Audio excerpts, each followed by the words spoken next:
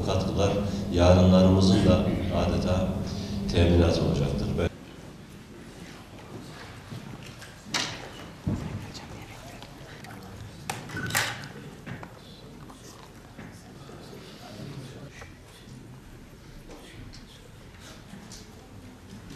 Ve buradan önemli bir mesaj aldım ben. O da İslam Medeniyeti Vakıfları'nın.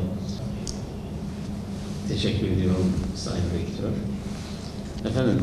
Bizim burada birkaç kazanımımız oldu.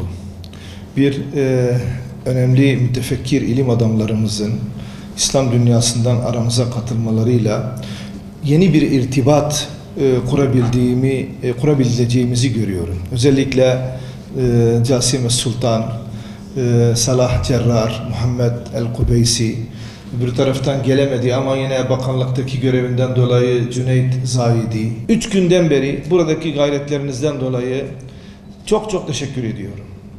Bilhassa bu Çalıştay'ın ilk fikrinin ortaya çıkmasında büyük katkıları olan değerli abim ve hocamız Bekir Karlıağa Hoca'ya çok teşekkür ederim. Sonuç bildirisini birazdan sizlere arz edeceğiz. Nasip olursa. Özellikle bu çerçevede 2 günden beri yapılan konuşmalar ve şu andaki bugünün 3. günü olarak da bugünün sabahındaki sonuç bildirisinin okunması, bu konudaki çeşitli görüşlerin ortaya konmasından sonra İslam medeniyetinin yeniden ayağa kalkması noktasında bir ümit belirmiştir.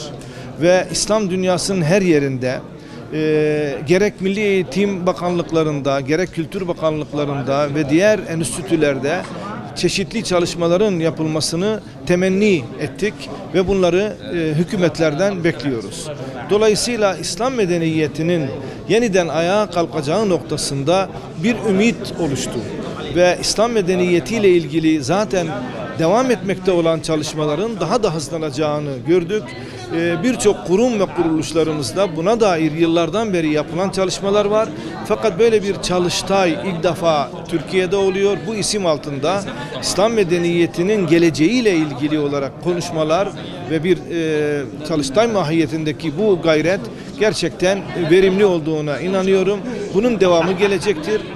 Diğer kurum ve kuruluşlarımızın da bu konuda katkıları olacağına inanıyorum. Teşekkür ederim.